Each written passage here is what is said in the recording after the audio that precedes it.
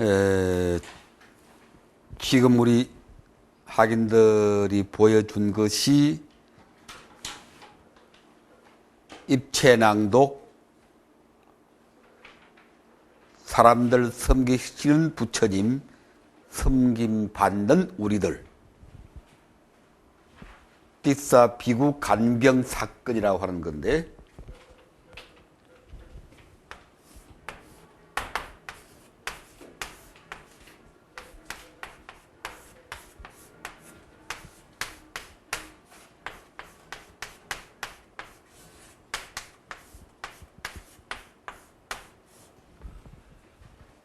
이 얘기는 지난주에 이미 한번 했는데, 오늘 그것을 이제 작품으로 한번, 입체낭독으로 한번, 보여주었습니다.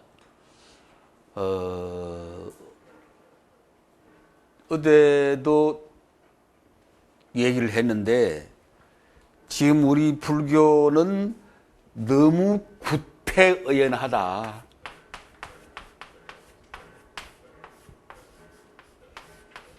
너무 낡은 틀,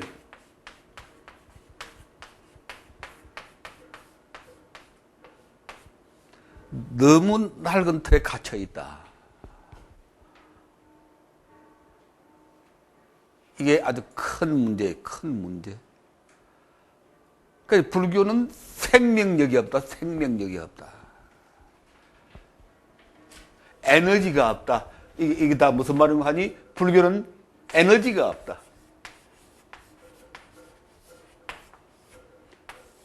어떤 창조적인 역동성이 없다.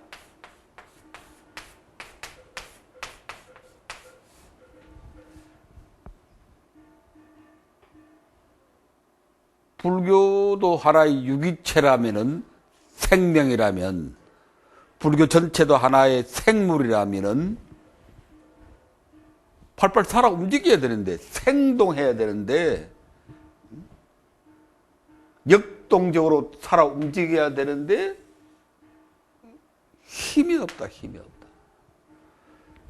어딜 봐도 지금 불교가 힘이 없다. 역동성이 없다. 팔팔 살아 움직이지 못한다. 이게 최대의 문제입니다. 최대의 문제. 세계 불교가 안고 있는 가장 심각한 본질적 문제. 한국 불교만 그런 게 아니고 중국 불교, 일본 불교, 동남아시아 불교, 서양 불교. 동남아시아 불교 뭐 대단한 것처럼 자랑하는 사람들은 많지만 동남아시아 불교도 힘이 없어. 에너지가 없어. 그래서 동남아시아 여러 나라의 문제들, 그 나라 민중들이 직면하고 있는 어떤 고통들, 이를테면 스리랑카 같으면 빈곤의 문제. 세계 가장 빈곤한 나라 가운데 하나거든, 스리랑카가. 그 스리랑카가 남방 불교의 그게 원천적이던 거기가. 초기 경전도 그 스리랑카에서 다 발굴이 된 거거든. 근데 그 스리랑카라는 나라는 지금 말한 것처럼 세계에서 가장 가난한 나라 가운데 하나라. 몇 년 전에는 쓰나미가 한번 오니까 몇십만이 그냥 떼죽음을 당하는, 그걸 해결해야 될 책임이 불교한테 있거든. 왜? 그 나라는 불교 국가니까. 또 미얀마 같은 나라, 미얀마도 가장 전형적인 남방불교 국가인데, 미얀마 문제가 뭐예요? 미얀마 문제가 버마 문제가 뭐예요 지금? 어? 문제를 몰라? 이런 참 뭐예요 문제가? 뭘 무슨 공부한다고 뭐에 신경 쓰더라고 그런 것도 몰라 그래. 세계가 어떻게 돌아가는지 그것도 모르고 있으면 또 지호선이 뭐야 지금? 미얀마의 문제. 군사 정권이 그 민주화를 퇴보시키고 있고 아웅산 수치 여사를 감금했었고 안 좋은 일이 많이 그 아웅산 수지라고 들어봤지? 못 들어봤어? 그 미얀마 버마는 지금 말한 바와 같이 가장 나쁜 형태의 군사 독재 국가거든. 북한하고 별 차이 없는. 그래서 실제로 북한하고 친해, 버마가. 유유상종이라고 끼리끼리 논다고. 그래서 거기에 저항한 인물이 이제 아웅산 수지 여사라고 금년 노벨 평화상 노벨 평화상을 몇 년 전에 주었는데 미얀마 군사 정권이 수지 여사를 나가지 못하게 해서 상 받으러 가야 될 거 아닌가. 그러니까 못 가게 막 집에다 연금시켜 놨거든. 10몇 년인가 연금시켜 놨어. 그러니까 못 준 걸 금년에 어떻게 조금 풀려서 금년에 미얀마 그 버마 군사 정권이 조금 생각을 바꿔가지고 해보니까 안 되거든. 쟤들 가장 세계에서 뒤떨어지고 가난한 나라로 자꾸 전락하니까 생각을 좀 바꿔가지고 지금 문을 조금 열고 있다고. 그래서 이제 수지 여사가 지난번에 노르웨이 가서 평화상 받고 그랬거든. 그런 문제를 해결해야 될 책임이 역시 불교도한테 있거든. 왜 미얀마도 전형적인 불교 국가니까. 그런데 그렇게 못하고 동남아시아 불교 국가 전체가 가난하고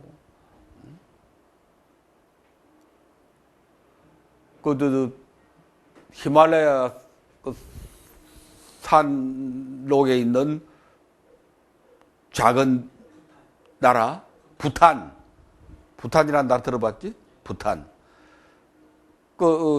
세계 무슨 기구에서 행복도를 조사해 보니까 부탄이 행복 지수 제일 1위라. 세계에서. 부탄도 이제 불교 국가인데 부탄도 그렇게 못 사는 나라거든. 근데 그런 데서 행복 지수 1위 나왔다. 좋게 말하면은 불교를 통해서 마음의 평화를 다 얻고 있다. 물질 관계없이 정신적 평화를 누리고 있다. 그렇게 해석이 되겠지만 좀 실제로 말해보면은 일종의 뭐라고 그럴까 그것은 그렇게 가난하게 살면서 나는 행복합니다. 북한 비슷하네. 북한 친구들이 막 이렇게 써붙여 나왔거든. 우리는 행복합니다. 김일성, 누구야? 죽은 인간 누구야? 김정일이. 또 지금은 김정은이 위대한 수령 영도하에 우리는 행복합니다. 그건 그런 걸 뭐라고 그럴까? 자기 도취라고 그럴까? 아니, 더 심하게 말하면 기만이다, 기만. 자기를 속이고 있는 거다. 그렇게 못 살고, 의료시설 다 그렇게 형편없는데도 우리는 행복합니다. 그게 과연, 물론 행복을 객관적인 척도에 따라서 판단할 수는 없지만, 객관적인 조건을 우리가 무시할 수 없거든. 분명히. 그랬을 때, 왜 그렇게 세계 불교가, 우리나라 지금 불교는 동남아시아 불교보다 더 무력하고, 우리나라 불교는. 동남아시아 불교는 그래도 어떤 면에서는 살아있고, 그래도 그 사회를 지금 이끌어가고 있고, 그런 대로. 국민들에게 그나마 행복감을 주고 있는데, 우리 한국 불교는 이건 완전히 참 무대에서 퇴장당하고, 큰일 났어, 큰일 났어. 절에 가면 사람이 없어, 절에 가면. 비구 스님, 절에 있어요? 절에 어떻게 대중들 많이 옵니까? 안 오지? 절에 사람이 안 오니 이게 어떻게 되느냐, 이게야. 절도 몇 개 이제 안 되는데, 교회에 비하면은. 참 놀랄 지경이라. 우리나라는 도심지에 가보면 그냥 십자가 숲이라. 옆에 있고. 어제도 용인 수지에 갔다가 서울 올라오는데 버스를 타고 오는데 어디 근사한 교회가 하나 탁 나타나더라고. 있나 보다 했더니 또 바로 옆에 또 근사한 교회가 또 있어. 나란히. 야, 그래도 이제 말하자면 살림이 된다 이게 인가. 그래도 살림이 된다는 얘기거든. 교회가 그렇게 총총 있어도 살림이 된다는 얘기거든. 거기 사람이 온다는 얘기거든. 그 사람들이 왜 그 교회에 갈까? 우리가 볼 때는 그 진리도 아니고 그 참 이상스러운 그런 종교인데 왜 사람들이 그렇게 한국인들이 그렇게 교회로 몰려갈까? 왜 그렇다고 생각해? 한번 이야기해.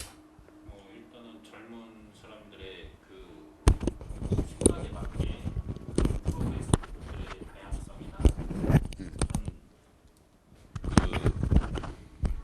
요즘 사람들의 시대에 맞춰서 이렇게 교회가 그 사람들을 이렇게 끌어모으는 프로그램을 많이 만들어서 그렇습니다. 사람들에게 맞게 뭔가를 추구했다. 예. 또 왜 교회 그 사람? 사찰 같은 경우는 거의 대부분이 산 속에 있고요. 쉽게 자주 찾아가기가 힘들고요. 도시에 있는 절에도 안 한다니까. 그리고 발전이 힘든 것 같아요. 사찰 같은 경우는. 왜? 교회 같은 경우는 헌금제도가 제대로 확립이 돼 있어가지고 발전할 수 있고 뭐 이렇게 살림도 늘리고 건물도 늘릴 수 있는데 사찰 같은 경우는 강요성도 없고 그렇기 때문에 좀 힘들고 그리고 나이 드신 보살님들이 많으셔가지고 그러니까 왜 그렇게 됐느냐? 왜 그렇게 특설이 와서 돈도 잘 안 내고 나만 노인들만 오게 됐느냐고요? 왜? 강요를 안 한다고 그래야 되나요? 젊은 사람들한테 기독교인들 같은 경우는 자식들한테도 이렇게 강요하고 종교에 대한 걸 얘기하는데 뭐 나이 드신 분들은 뭐 불교를 믿는다 그래갖고 자식들한테 이렇게 강요하거나 억지로 믿게 하지는 않지 않습니까? 강제성이 없어서 예. 자유에 너무 자유롭게 맡기니까 그렇게 된다.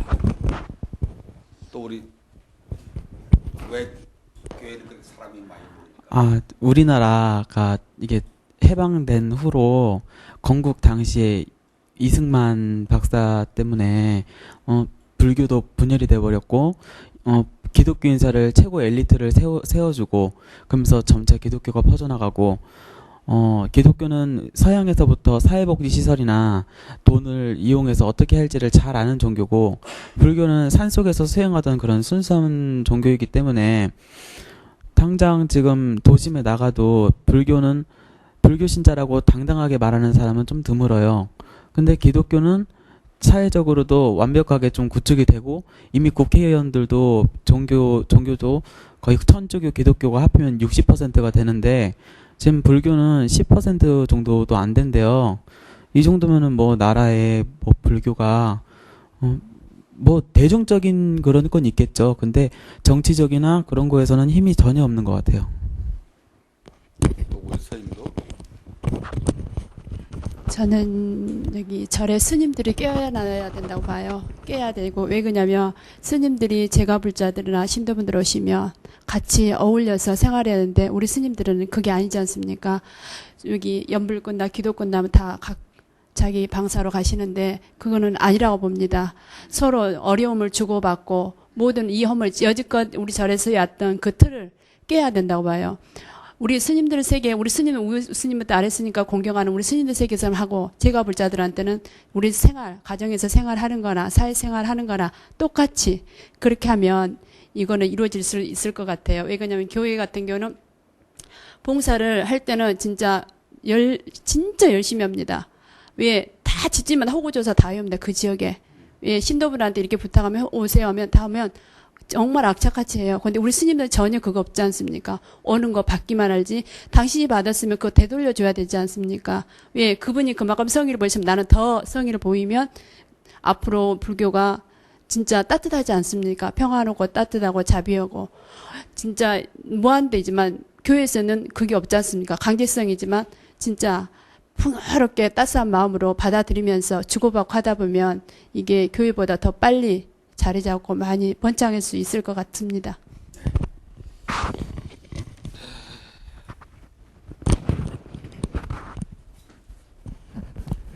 이제 지금 다들 이제 좋은 말씀들 많이 했는데 다시 돌아가면은 우리 불교는 대중들이 원하는 것을 주지 못한다. 가난한 사람들이 어떤 희망을 갈구할 때, 병든 자들이 어떤 구원을 갈망할 때, 사회적으로 어떤 불의가 행행할 때, 기독교는 그게 다 응답했다 이렇게 말하자면, 희망을 주고 힘을 주고 같이 싸우기도 하고 같이 나눠 먹기도 하고 같이 아파하기도 하고, 도처에 들어선 기독교 복지시설들, 병원들, 학교들 다 그게거든. 그래서 힘이 있는데 우리 불교는 전혀 무력하다. 에너지가 없다. 그냥 낡은 틀에 갇혀 있다. 어제도 말했지만 법회라고 해봤자 그냥 뭐 100년 전에 하던 그 스타일 그대로.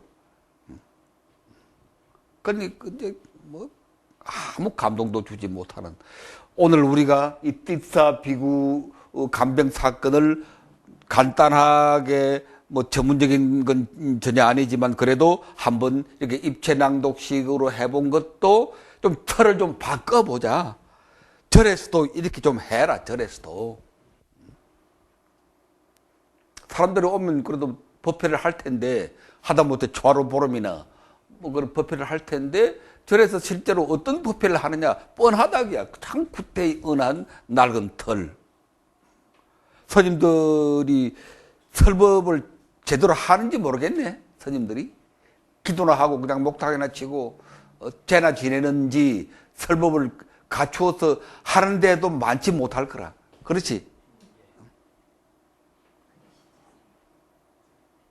한 달에 한 번이라도 제대로 대중들 모아가지고 같이 참 공부하고 법을 전하는 그런 절이 별로 없을 거라. 조계종까지 포함해서. 기호하는 게 뭐 초하루 보름 뭐 제일 이거 찾는 정도지. 그럴 때라도 과연 절에서 법답게 법을 설하고 있느냐, 드물 거라. 또 설한다 해도 아까 말한 것처럼 구태의인한 뭐 맨날 마음이나 찾고. 그래서 왜 그럼 우리 불교가 이렇게 힘이 없어져 버렸느냐, 이걸 우리가 이제 교리에서 한번 찾아보면은 이 해탈 열반이라고 하는 거,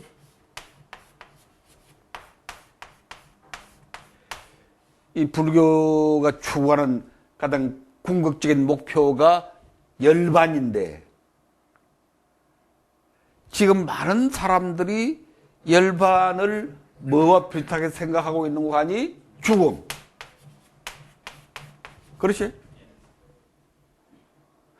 불교가 추구하는 최고의 가치가 열반이거든. 이게 부처님은 이것을 위 없는 행복이라고 그랬거든.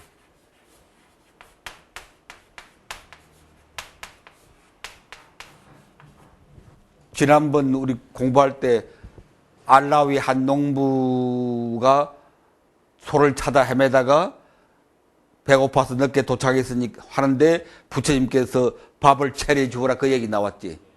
그때 이제 부처님께서 설하신 얘기가 배고픔은 가장 큰 고통이고 오온이 가장 큰 병이고 열반은 가장 큰 행복이다. 그렇게 설했거든. 초기영전 도처에서 열반은 위 없는 행복이다. 그런데 지금 불교도 거의 대부분이 열반을 뭐가 연결시켜서 생각하는 거니? 죽음과 연결 생각하는 거야. 한마디로 여기에서 힘이 나오겠니? 죽는 게 열반이란데? 그 좀 이제 공부한 사람들, 초기 불교 공부한 사람들은 이렇게는 얘기하지 않지만 열반을 뭐와 관계시켜서 말하는 거니? 소멸이라고 그래요. 소멸. 지금 남방 불교, 초기 불교 하는 사람들, 그 공부 좀 한 사람들이지. 그 사람들은 열반하면 소멸이라. 그 열반이 소멸이다. 우리가 추구하는 최고의 행복이 소멸이라고 해버리니까 모든 걸 소멸시켜버리는 거죠. 아무 의욕이 없는 거지. 그래서 그 사람들이 하는 말이 그냥 부처님 가르침 따라서 팔정도 따라서 살다가 그냥 가는 거다.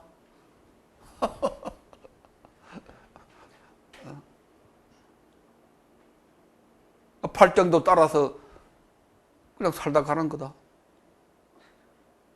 육신도 소멸하고 정신도 소멸하고 그게 열반인데 그럴 바에는 뭐 때문에 애를 쓰겠어? 뭐 때문에 애를 쓰고 노력을 하고 병원을 만들고 학교를 만들고 그렇게 포교를 할 이유가 없지.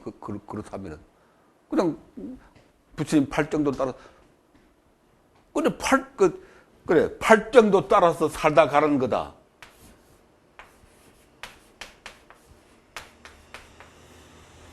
그 뭐 열반으로 하는 것도 뭐 그래서 그렇게 살다가 죽으면 끝나는 거다. 그래 그 사람들 생각도 이 죽으면 생각하고 큰 차이가 없어. 초기 불교 제대로 좀 공부하는 사람들 생각도 일반인들이 생각하는 열반은 죽음이다라는 생각하고 큰 차이가 없어. 팔정도 따라서 살다가 그냥 소멸되는 거다. 육신도 소멸되고 정신도 소멸되고 하는 건데 뭐 때문에 그렇게 애쓸 까닭이 없지. 우리 힘이 안 나오게 돼 있어. 힘이 안 나오게 돼 있어.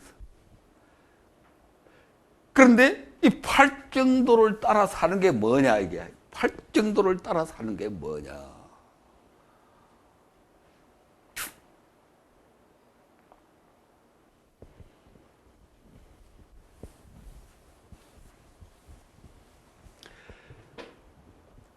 팔정도를 우리가 하나씩 나열할 필요는 전혀 없고 팔정도를 따라서 산다는 것은 이제 여기서 이제 분명하게 알아야 되는데 초기 불교하는 사람들 뭐 팔정도 따라서 살다 막 소멸되는 거다. 그런데 그 팔정도 따라 사는 게 뭐냐 이게. 정견으로부터 정념 정정에 이르기까지 그렇게 따라 살면은 그게 열반이거든. 그게 열반의 삶이거든. 그럼 이 열반의 삶이라고 하는 게 뭐냐 그럼 이게. 팔정도 따라 산다는 게 이게 뭐냐. 소멸이다. 소멸이다. 소멸이다. 열반은 소멸이다. 그럼 열반이 소멸이면 뭐가 소멸되는 거냐? 뭐가 소멸되는 거야? 열반을 소멸이라고 할 때.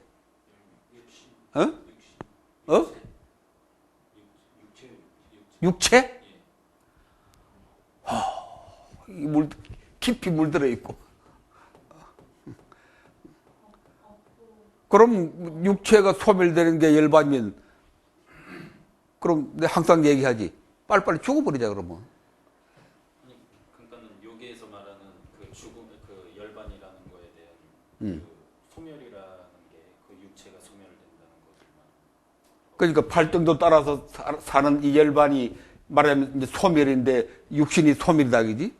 그 열반의 완성이다 그지? 아니요, 제가 이제 그걸 말하는 게 아니고요. 지금 여기에서 이제 사람들이 알고 있는 그 사람들이 말하는 게 그 육신도 소멸되고 그냥 마음도 소멸되고. 마음은 소멸이. 아니 그 초기 불교 하는 사람들 얘기 들으면 마음도 소멸된대 그냥. 육신도 소멸되고 마음도 소멸된다. 근데 그건 그 사람들 생각이고 그 우리 제가 생각하는 소멸이라고 그건 분명히 규정이 돼 있거든 경전에도. 그게 무슨 소멸, 무엇의 소멸이냐 이게. 육신의 소멸, 정신의 소멸, 무엇의 소멸. 이 가장 기본적인 것을 그동안 공부 내만 하도 몇 차례 얘기했건만. 업? 그 좀 비슷하게 가까이 가는데 보다 구체적으로 업을 일으키는 에너지. 업을 일으키는 동력. 뭐 때문에 우리가 업을 짓지? 불교 가장 말하는 스님들이 설법할 때 뭘 없애라, 뭘 버려라? 뭘 버려라? 욕심, 탐욕.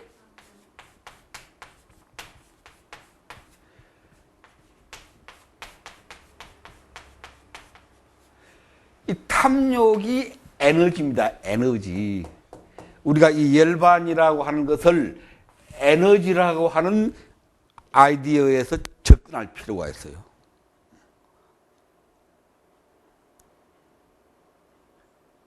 그랬을 때 소멸시켜야 할 에너지가 뭔고 하니 욕심이라고, 탐욕의 에너지다. 탐욕 때문에 우리가 업을 짓거든. 업의 갑으로서 우리가 고통을 받거든. 그래서 아까 여기서 열반은 소멸이다라고 했을 때 이 소멸은 육신의 소멸이나 정신의 소멸을 말하는 게 아니다. 그것부터 좀 알아놔. 그것부터 좀 알아라. 이 소멸은 많은 사람들이 생각하는 것처럼 육신의 소멸을 말하는 게 아니다. 또는 정신의 소멸을 말하는 게 아니다. 그건 정말 잘못된 사견이다. 무엇의 소멸이냐? 탐욕의 소멸이다. 세 가지로 전개하면 탐, 진, 치. 기가 아프도록 썼잖아. 기가 아프도록. 그 대표가 탐욕이니까 탐욕이라고 그러지.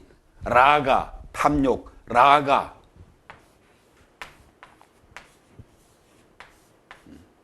라가, 탐욕을 라가라 그러고 라가. 뭘 열반은 소멸이다. 좋다. 그렇게 경전에도 나와 있어. 그럼 무엇의 소멸이냐? 탐욕의 소멸이다. 탐욕을 없애라. 탐욕 에너지를 없애라.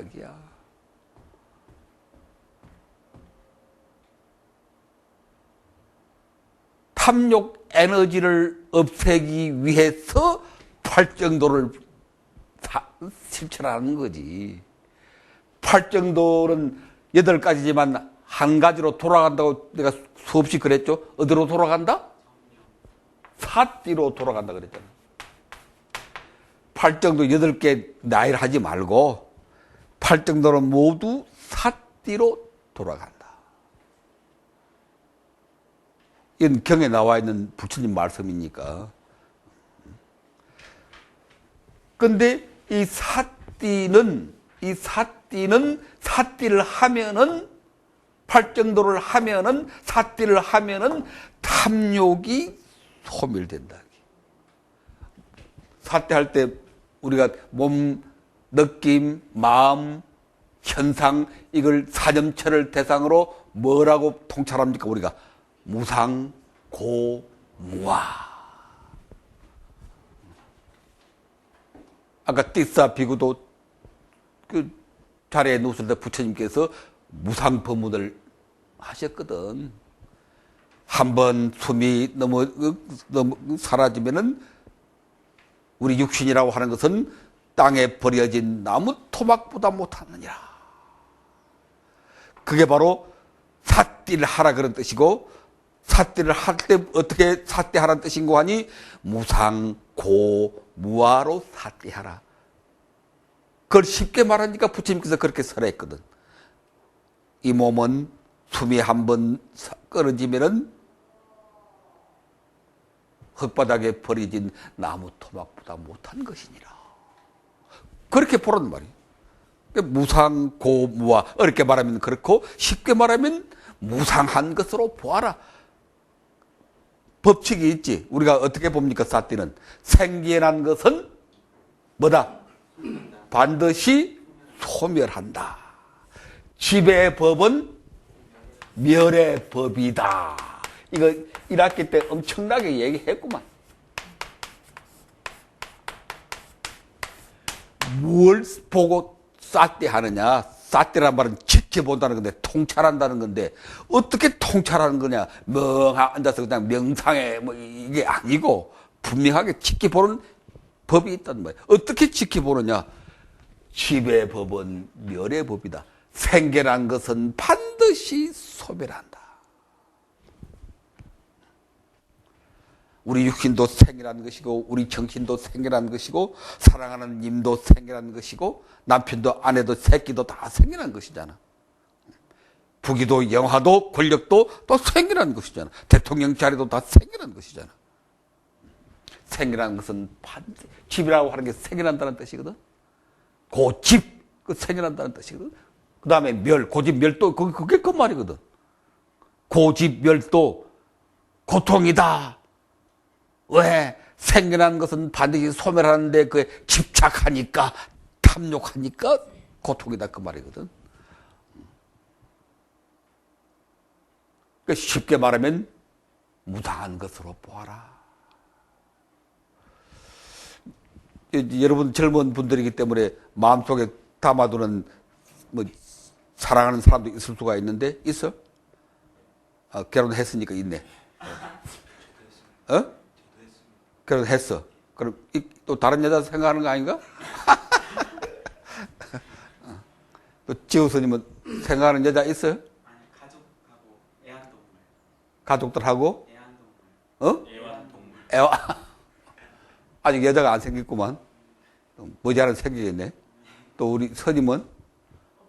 아직 없어. 근데 살다 보면 다 생기게 마련이거든. 그렇더라도 너무 그게 탐욕하지 말고, 이 다른 말로 이게 집착이거든.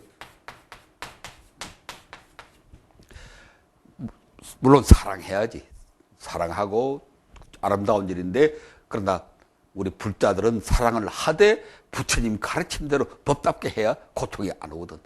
진짜 행복한 사랑을 해야 되거든. 그러려면은 너무 탐욕, 너무 집착하지 말고. 얼마 전에 어떤 남자가 자기 아만해준다고 막 가서 그 여자하고 막 가족들 다 죽였잖아. 지 아만해준다고. 그래서 탐욕의 에너지를 소멸시키라고요.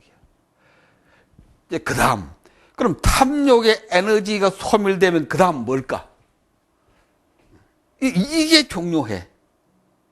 여기에 멈추어 있으니까 불교가 힘이 다 빠져버린다.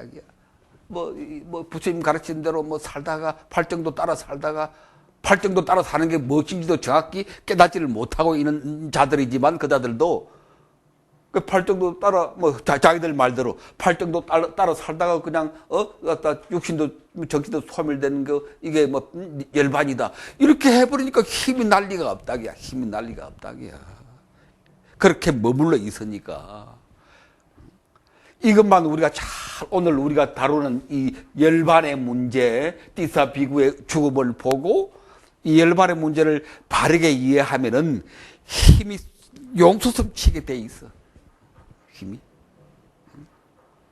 좀 쉬었다가. 시간이 없으니까 바로. 이것은 일장이라, 일장. 탐욕의 소멸. 이건 일장이다. 그럼 이장은 뭐냐? 인생 이막은 뭐냐? 탐욕이 소멸되면 어떻게 되겠어요? 탐욕이 소멸되면은 에너지라고 하는 입장에서 생각해봐. 탐욕의 에너지가, 욕심의 에너지가 소멸되면은 그 에너지가 뭐로 바뀔까? 반대로 생각해보죠. 반대로. 탐욕의 에너지가 싹 소멸되면 무슨 에너지가 싹 솟아날까? 착한 마음. 또 나누어주는 마음. 그게 이제 두 가지로 말할 수가 있는데, 두 가지. 지혜와 자비라.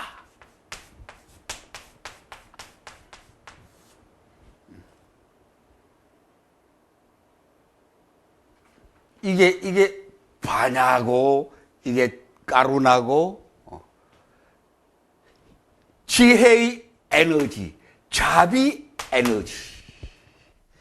여기까지 가면은 확 달라지지. 탐욕의 어두운 에너지가 소멸된다는 말 이제 쓰지 말고 뭐라고 써야 되는 거 아니? 소멸되는 게 아니라 전환되는 거야. 전환. 바뀌는 것이다. 에너지 그 자체는 같은 거, 에너지의 본질은 같은 거거든.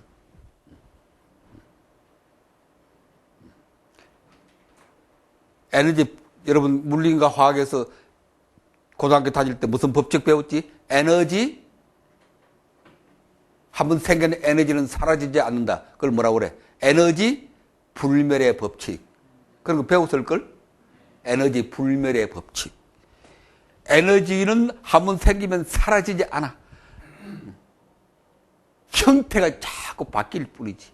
비가 되었다가 땅에 내려서 그게 물이 되었다가 바다로 가서 또 수증기가 돼서 다시 하늘에 올라가서 구름이 되고 또 이렇게 자꾸 그야말로 윤회하는 거지, 순환하는 거지. 한번 생긴 에너지는 소멸되지 않는다. 그래서 이제 소멸이라는 말 쓰지 말고 소멸하니까 자꾸 힘이 빠져가지고 헬레레 하고 그냥 이 모양 이 꼴이 돼버렸는데, 소멸이라는 말 쓰지 말고 전환이다. 전환.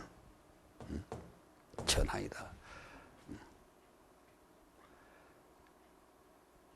이런 용어를 어디에서 썼는가 하니 대성불교의 유식 사상에서 이 전환이라는 말을 썼다고. 그 초기 불교 하는 친구들이 대성불교 자꾸 그건 엉터리고 그 불교 아니라고 하는데 그건 정말 무식해서, 그자들이 무식해서. 초기 불교 하는 친구들이 상당히 무식해. 내가 보니까. 나도 초기 불교 전공자지만 그 친구들 그 인터넷에 올리고 하는 거 보니까 이렇게 무식할 수가 있냐. 그냥 초기 불교 하는 자들이 이렇게 무식해. 그 제일 크게 무식한 점이 대성불교를 아예 그냥 무시해버리는 거. 남방 상자부 불교만 정통이고, 뭐 부처님 당시 그 불교만 최고지, 대성불교는 잘못되었다.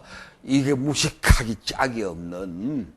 그래서 지금 뭐 말할 시간이 없지만 유식 불교에서는 전식덕지라는 말이 있어. 전식. 여러분 1학년 때 유식 배웠어요? 2학년 때 배우나? 안 배우나?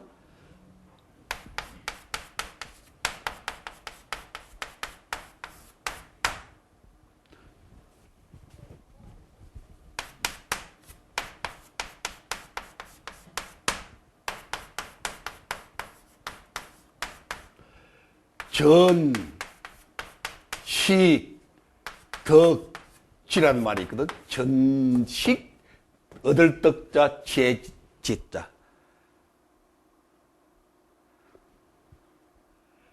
전식,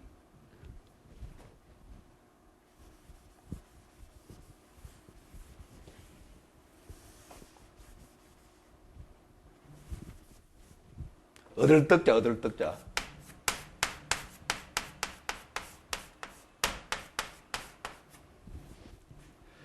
전식덕지. 이 전이란 말이 전환시키다. 식이란 말은 쉽게 말하면 이 식이 이게 탐욕이라. 아레아식이란 말을 들어봤죠? 아레아식? 그게 탐욕이라. 탐욕의 아레아식.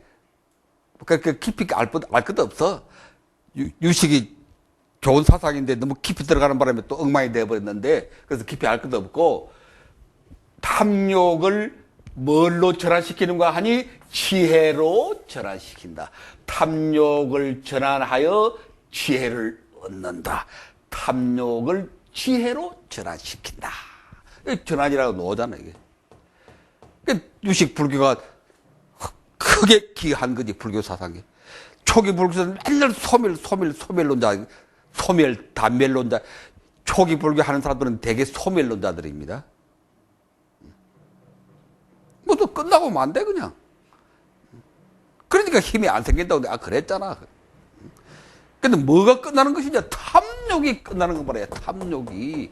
어두운 에너지가 소멸되는 거라. 어두운 무명의 에너지가 무명의 에너지가 소멸되면 어떤 에너지가 폭발하느냐? 명에너지가 폭발하거든. 명에너지가. 무명이 소멸하면 명이지? 밝음이지? 이 밝은 에너지가 확 솟아나는 거라. 그걸 우리가 말로 했을 때 지혜와 자비라고 그래. 실제는 이거 하나라. 지혜와 자비는 하나입니다. 부처님은 양족존이시다. 양족이 뭐야? 다리 두 개? 지혜와 자비가 구족하시다 그런 뜻이거든. 그래서 둘로 나누지만 실제는 지혜와 자비는 하나의 에너지입니다. 지난 토요일 날 10분 설법할 때 그 과학을 주제로 한 분 하실 때 빛은 에너지다 그랬지. 빛이 곧 에너지라고 그랬지. 우리 고전 물리학에서는 빛이 따로 있고 에너지가, 질량이 따로 있어. 에너지가 따로 있어. 뉴턴 물리학에서는. 그러니 현대 양자 물리학에서는 빛이 곧 에너지다. 우리식으로 말하면 물질이 곧 정신이다. 색적 치공, 공적 치적과 비슷한 말이에요. 그래서 지혜와 자비는 한 에너지라, 한 에너지. 이걸 굳이 구분해가지고 지혜와 따로 자비 따로 이렇게 이야기하는데 실제 작동하는 것은 한 에너지로 작동한다. 한 에너지로. 그 에너지가 명에너지라, 밝은 에너지라. 이게 이 명에너지가 이게 창조적 에너지라, 이게.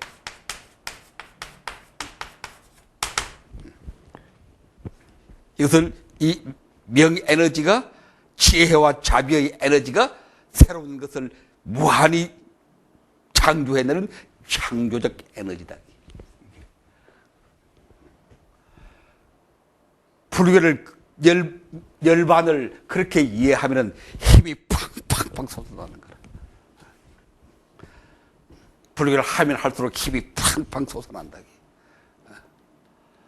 그걸 모르고 소멸하니까 전부 소멸남자에 빠져가지고 생사람 그냥 멀쩡한 사람 병신 만들어 불교가. 불교 몰랐으면 차라리 잘 살 사람들이 불교 알아가지고 잘못 살은 사람들이 많아요. 무상한 것이다. 뭐 무상이 뭐로 통합니까? 흠으로 통하지. 흠으로 통한다. 뭐 애써서 그렇게 하는 이야기야. 뭐 애써서 포교당을 하고 포교를 하고 봉사활동을 뭐 소멸하면 그만인데 뭐 적당하게 살다가 소멸하면 끝나는데 뭘 그리 애를 써서 하나. 그 집착이 나오고 그런다고 그 친구들이. 그건 그야말로 여기에 집착이 있는 거지. 여기에 집착, 탐욕이 소멸하면 집착이 있지. 이것이 곧 창조적 에너지의 분출이다. 여기까지 못 나갔단 말이야. 여기까지 나가야. 이건 간단한 이론, 간단한 이건 교리라. 뭐가 복잡해? 가만히 생각해보니 내 마음속에 탐욕이 나쁜 욕심이 사라지면 남에게 베풀 생각이 생기잖아. 그건 간단한 경험적인 사실이지. 그게 무슨 특별한 지혜가 필요해. 혼자 먹으려고 군대 처음 갔을 때는 그냥 훈련병 시절에 우리 동기생 가운데 한 친구가 있었는데 이 친구는 막 식사 시간 되면 지가 좋은 거 다 먹으려고 그 국통에 있는 거 제일 없는 지가 막 뜨고 그랬어. 저도 다 먹으려 수북하게 그냥. 그러니까 옆에 있는 동기들이 다 그냥 눈치를 주고 나쁜 놈이라고. 그러다 결국 그 친구 쫓겨났지. 상호평가를 해가지고 태교당했다고. 그런 욕심을 조금만 줄이면은 같이 나눠 먹는 거지. 이번에 전철역에 붙이는 풍경소리, 정말 오랜만에 좋은 거 하나 봤는데, 그 제목이 나누면 남는다 한 그 제목이더라. 오늘 가다가 한번 봐요. 그 풍경소리 전철역에 보면은. 이 떡이 한 개 있는데, 이 떡을 어떻게 하면 500명 대중이 다 먹을 수 있겠습니까? 그렇게 물었어. 떡이 하나 있는데, 큰 떡이 하나 있는데, 이제 그 서성이 제자를 모아놓고, 500명 제자를 모아놓고, 이 떡을 지금 이 500명 대중들이 나눠 먹어야겠는데, 어떻게 하면 되겠느냐. 그러니까 저기 말석에 있던 이제 한 늙은 스님이 나누면 남습니다. 그래서 욕심내면 모자라고, 욕심내면은 혼자서도 모자라고, 서로 양보하고 사양하고 나눌 마음을 가지면은 떡 한 개 500명이 먹고도 남습니다. 또 혼자 먹을 그 욕심만 사라지면은 500명이 먹고도 남는 그런 창조적 에너지가 생긴다. 근데 그 풍경 소리 보고 오랜만에 좋은 소리 한번 나왔구나. 그게 바로 욕심을 자비로, 욕심을 나눔으로, 욕심을, 이게 창조적 에너지라고 그러는데, 이게 구체적으로 뭐냐, 이게 구체적으로 말하면 이게 나누고 섬기는 것이라. 뭐가 창조적인 에너지냐, 추상적인 얘기잖아. 이게 명에너지, 창조적인 에너지, 지혜와 자비. 이게 뭐가 지혜와 자비냐? 나누고 섬기는 것이다. 이게 결론이다. 이게 결론.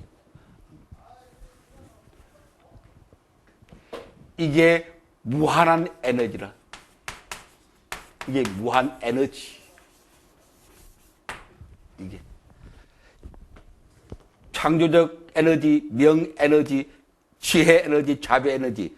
이게 상당히 추상적인 얘기거든. 구체적으로 말해봐라. 구체적으로 나누고 섬기는 것이다. 결론, 열반이 무엇이냐? 나누고 섬기는 것이다. 놀라운 결론이지 아주. 불교를 이렇게 알아야 돼. 이렇게 해야 돼. 이런 불교를 해야 돼. 초기 불교 하는 친구들 뭐 다 열심히 하는 건 다 아름다운 일이고, 부처님 근본 정신으로 돌아가겠다는 그 마음은 아름다운 마음이고, 근데 공부를 좀 더 깊이 해서 여기까지 가야 한다. 그래서 부처님께서 열반이 최고의 행복이라고 그랬어.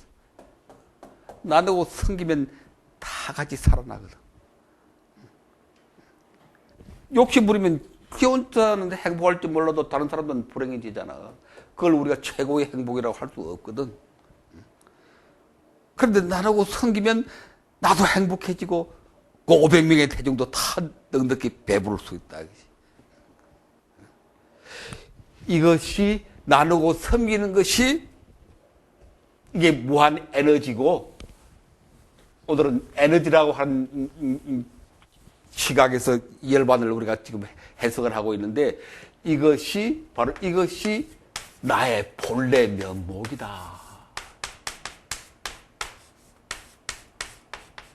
이것이 우리들의 본래 면목이다.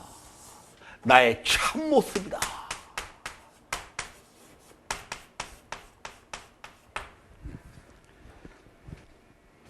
흔히 불교는 뭘 하는 종교라고 말하는 거 아니? 본래 면목을 찾는 길이다. 그렇게 얘기하거든. 선방에 들어가서 그 화두, 지난번에 얘기했죠? 그대의 본래 면목이 무엇이냐? 한줄 더 떠서 뭐라고 그래? 그대의 부모가 태어나기 전에, 부모 미생 전에. 그런 말 들어봤어? 부모 미생 전에. 너 부모 태어나기 전에 너 본래 얼굴이 무엇이냐? 그러니까 캄캄해버리잖아. 캄캄하지. 그래서 화두를 들어라. 그게 화두거든. 이 먹고, 그게 이제 본래 면목이 먹고 그 말이거든. 그걸 찾느라고 이제 10년, 20년 앉았는데 그것도 답답하기 짝이 없지. 초기 불교의 그 소멸론자들이나 그 참선하는 그 맹목적 수행론자들이나 답답하기는 마찬가지라. 그 서성이 이걸 화두로 들어라. 근데 그걸 본래 면목을 찾느라고 10년, 20년 앉아서 찾아. 이렇게 앉아서 10년, 20년 앉아서 찾아. 그래도 못 찾아. 참. 그 본래 면목이 뻔한데 본래 면목이 무엇이냐? 나누고 섬기는 것이 본래 면목이. 나란 존재의 본질은, 인간의 본질은, 나의 참모습은, 인간의 본질은 나누고 섬기는 것이 인간의 본질이다. 서석이 너 본래 면목을 찾으라 그 말하면 너 욕심을 버리고 남 사랑하라 그런 사람이 되라 그 말이거든. 근데 그걸 근데 관념적으로 알아듣고 이렇게 하고 앉아서 찾으니 그게 찾아지나 그게? 세상에 나가서 그뭐 자기 것을 그냥 하나라도 나누어 주면서 그래야 자기 본래 면목이 드러나는데 나누고 섬기는 일에 뛰어들어야 자기 본래 면목이 확 빛이 나는데 그렇게 안 가르치고 그러니까 선불교의 문제점, 우리 전통 불교의 문제점이 크게 있어. 무슨 뭐 통찰 마음 여기만 해가지고 집중해가지고 뭐가 되는 것처럼 그래서 안 되거든. 현장에서 뛰어들어서 욕심을 버리고 나누고 섬기면서 깨달아야 되거든. 섬기면서 열반을 실현해야 되거든. 섬기면서 본래 면목을 찾아야 되거든. 그래야 보거든. 그래야 진짜 보거든. 이게 진짜 견성이거든. 이게 진짜 견성이라. 이게 진짜 보다거든, 보다. 부처님 뭐라고 그랬어? 슬로건. 와서 보라. 에이 빠시까 그랬잖아. 와서 보라고 그랬거든. 뭘 보느냐? 나라고 섬기는 것이 너 본래 면목이야. 그게 인간의 본질이야. 그게 모두의 행복이야. 그게 열반의 길이야.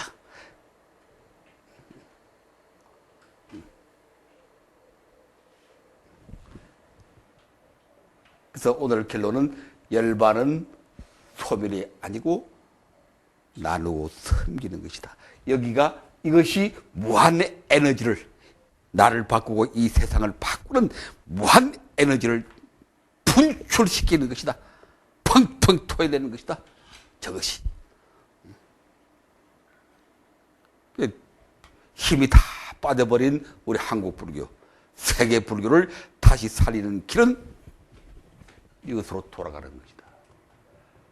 이걸 좀 문자로 쓰면 사회적 헌신으로 돌아가는 것이다.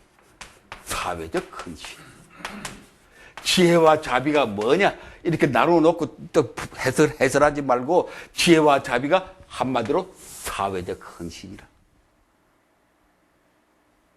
빛과 에너지는 하나라고 그랬거든. 이게 바로 빛의 에너지요. 그래서 무한한 에너지가 영생불멸의 아니 불생불멸의 에너지가 팍 솟아나는 것이라. 순간도 영혼도 저 안에 있는 것이다. 오늘은 아주 우리 불교 사상사의 아주 중요한 테마가 되는 이 열반의 문제를 어떻게 볼 것인가 하는 것을 가지고 공부했는데, 아까 발표를 통해서 띠싸 비구 간병 사건을 통해서 부처님이 바로 이런 메시지를 우리들에게 전해주고 있는 것이다. 부처님도 손에 피고름을 묻히면서 섬기는데 우리가 뭐가 잘났다고 그 길을 따르지 않을 것인가. 오케이? 아까 잘 발표를 잘 했어요. 이 강의를 듣는 우리 학인들도 절에서 이걸 꼭 한번, 이게 이제 자료로 올라갈 테니까, 오늘 발표는 이 자료가 올라갈 테니까, 절에서 꼭 이걸 가지고 법회를 한 번씩 해 보시면은 크게 대중들에게 어필이 될 것이다. 여기까지. 마반야바람이 행복하십시오.